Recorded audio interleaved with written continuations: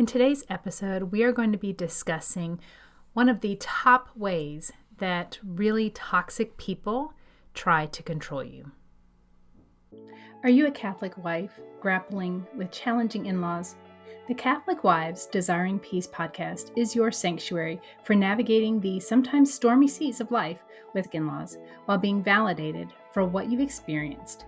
Join me, your host, Miriam Susan, a Catholic wife who's weathered nearly 3 decades of in-law drama, as we tackle the tough issues you're dealing with head on.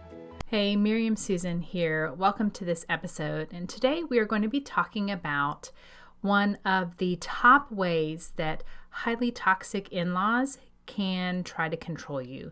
And I say can because you really have a choice. You have a choice whether to play into their behavior, play into their ways of manipulating you, or you can choose not to.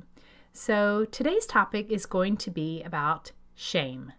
Now, what does shame have to do with being manipulated? What does it have to do with toxic in-laws? Well, I follow a really smart lady, and her name is Dr. Julie Helmrich, and I will put a link to her in the show notes. But she is a psychologist, and I recently took a class of hers at the beginning of the year to learn about goal setting. And she went through a lot of the mindset issues that many of us have when it comes to setting goals. And a lot of them is like, the normal stuff like, oh, I just don't have enough time, I don't have enough money, I don't have enough resources. And then she got to one called I'm not enough. And whether you think that, I'm not smart enough, I'm not pretty enough, I'm not thin enough, I'm not whatever. The root of all those thoughts is shame. And one of the things that she said when it comes to any kind of goal setting, that shame is the number one thing that we have to cut out of our lives. We absolutely cannot really become the people who God intended for us to be if we are holding on to this thought of shame that runs in our minds. And the things that we think really control our behavior. So if we think that we are a confident, loving wife, a compassionate and kind daughter-in-law, if we think that we are a fun and resourceful mom, then we tend to become those things. On the flip side, if we feel like we are a victim of our circumstances, if we feel like we have no control over a situation, if you feel like you just are not anything enough, smart enough, pretty enough, happy enough, rich enough, whatever, those things tend to express themselves. Those thoughts tend to express themselves in our lives. So what all this has to do with toxic in-laws is it comes down to the topic of shame. And what shame does is it is something that is implanted in your brain, planted into your mindset from someone else. Throughout humanity, we can all have issues with feeling like we don't have enough time, feeling like we don't have enough support from others, we don't have enough resources, whether it's, financial or otherwise. But the issue with feeling like you're not enough is rooted in shame. And number one, God does not want us to be in that state of mind, right? He came to free us. He came to give us a new life.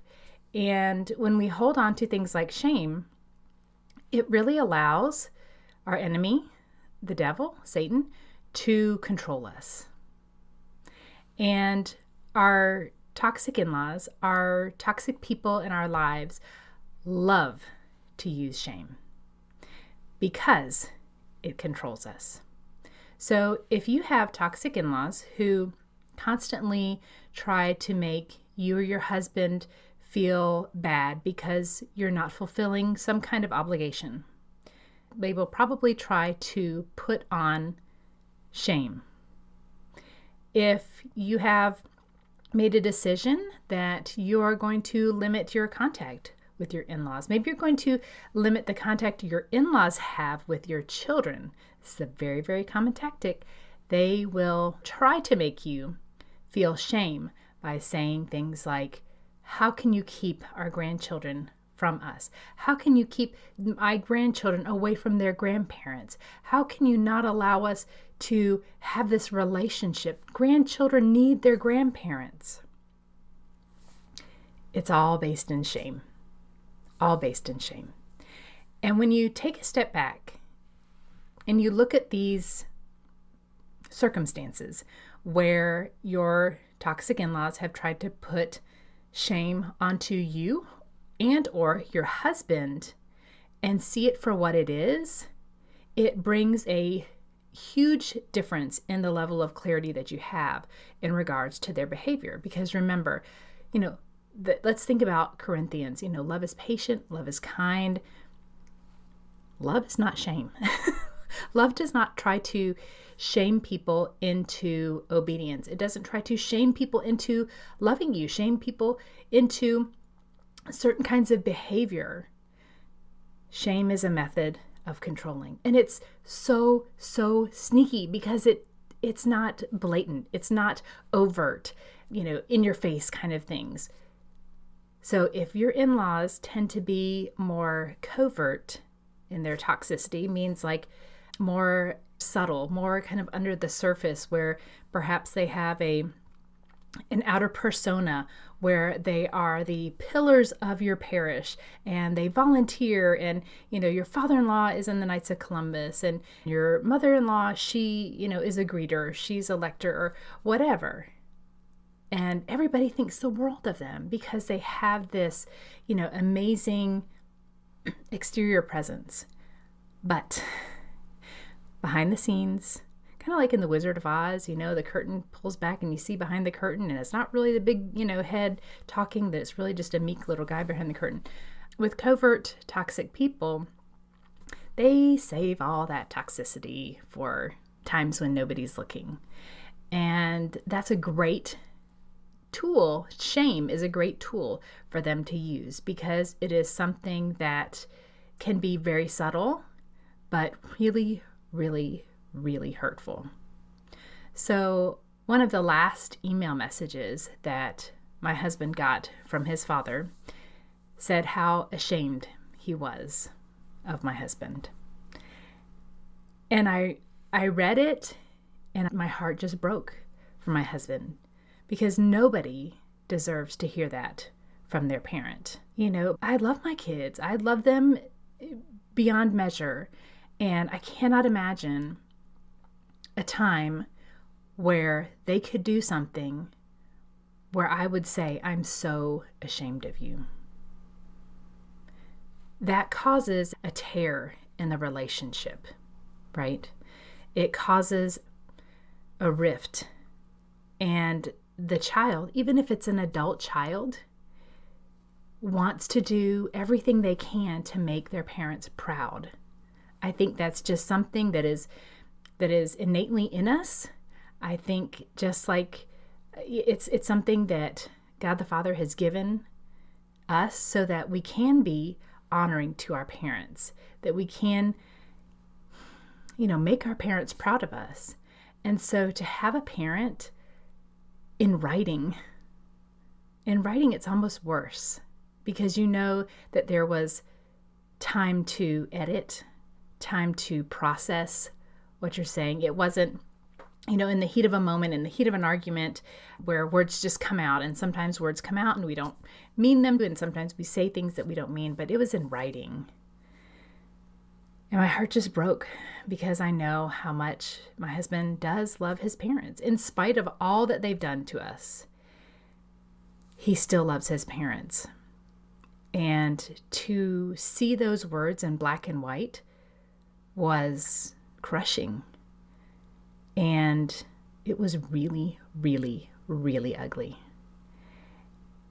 I share this because I want you to understand that as we read it, my heart broke for my husband. I knew it was crushing. It's something that he has remembered for, he got that letter in October of 2022. So it's been over a year, and he still remembers those words, and he probably will continue to remember those for the rest of his life. And I read through the email, and it wasn't an email to try to reconcile. It was an email to try to shame him into coming back, shame him into establishing contact again, shame him into opening up the doors of our family's hearts to be hurt again. And so if you are facing a situation where you have parents or toxic parents, toxic in-laws who are using things like shame and guilt and obligation to try to control you, know that that's what it is. Sometimes just knowing and becoming aware of the tactics of toxic in-laws and toxic people is half the battle. Because if you just think that they think like you do, you're wrong. Toxic people do not think, they don't rationalize, they don't think like we do. They think differently.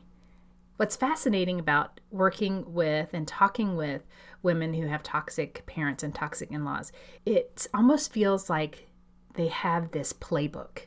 And like there's this playbook and it's on Amazon and anybody can go and buy it and they can download it and read through it. And they have play-by-play things that they do. And it's almost exactly the same, no matter who it is. Even some of the wording, some of the phrases that these toxic parents and toxic in-laws will use are exactly the same, the exact same wording. It's fascinating because you think, we thought for so many years that we're the only ones going through this. And well, that's not true.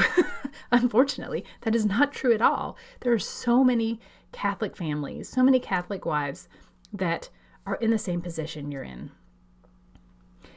And dealing with these things and seeing how they are playing out almost identically in this family over here and this family over here, across the world.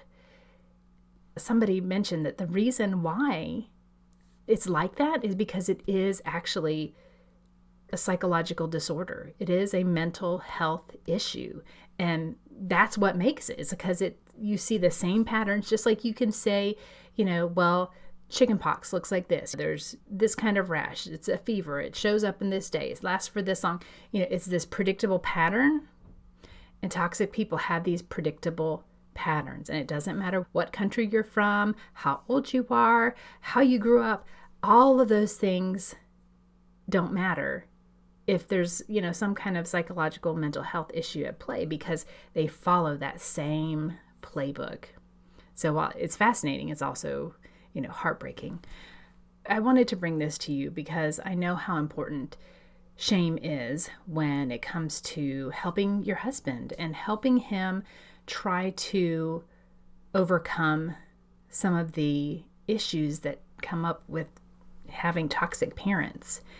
And once your husband can become aware of what's going on, that's when as the scales fall off their eyes, in scripture, it talks about how Jesus was healing the blind man and the scales fell off his eyes and he could see. That kind of has to happen with our husbands in order for them to step into their role as the head of our families, as the spiritual leader of our families. They have to become aware of what's actually going on with their parents in order for them to be, in the fullest sense, the husband, the provider, the protector of our families. And really until that happens, then a lot of it just kind of falls on our shoulders, right? Where we have to, put up our own boundaries, put up our own defenses to protect ourselves, our mental health, even our husbands and our children. So I hope this is helpful to you to understand a little bit about how shame plays a part in this whole toxic dynamic with your in-laws, how your in-laws could use shame to control your husband and maybe even you. And I feel like it's our job as a spouse to help our husbands, number one, to get to heaven, but number two, to be the Saint Joseph for our families. I love Saint Joseph. He is such a gift of a saint, isn't he? The scriptures never even record a single word that he said, but yet he is this strong defender of the Blessed Mother and of Jesus. And he does what God tells him to do. He protects them. He goes above and beyond to be this amazing role model of a father for our husbands. And so I pray that you would have a special devotion to St. Joseph and to ask him to pray for you and for your family as you deal with toxic in-laws, because shame has no place in a healthy family. It has no place in a healthy marriage. Please let me know if you enjoyed this episode. You can rate this podcast. That would be amazing. You can leave comments if you're watching on YouTube, and reach out to me at hello@desiringpeace.com, and I would love to hear from you. Until next time, go in peace. Thanks so much for tuning in to this episode of the Catholic Wives Desiring Peace podcast. I have a free gift for you that I would love for you to get. It is my free scripts for toxic in-laws. It's a little PDF that you can use to give you some examples of how to speak to your in-laws about certain issues. I'd love to give it to you absolutely free. So if you head to desiringpeace.com/gift, it will be there waiting for you. Just enter your name and email so you can start using it for inspiration on how to talk with your toxic in-laws. Again, thanks so much for tuning in. Go to desiringpeace.com/gift to claim your gift now. Disclaimer. All content and information on this podcast and our website, including our programs, products, and or services, is for information and educational purposes only and does not constitute professional medical, psychiatric, or mental health advice of any kind, and does not establish any kind of professional client relationship by your listening to this podcast or use of my website. A professional client relationship with you is only formed after we have expressly entered into a written agreement with you that you have signed, including our fee structure and other terms to work with you in a specific matter. Although we strive to provide accurate general information, the information presented here is not a substitute for any kind of professional advice, and you should not rely solely on this information. Always consult a professional in the area for your particular needs and circumstances prior to making any professional, medical, or mental health related decisions.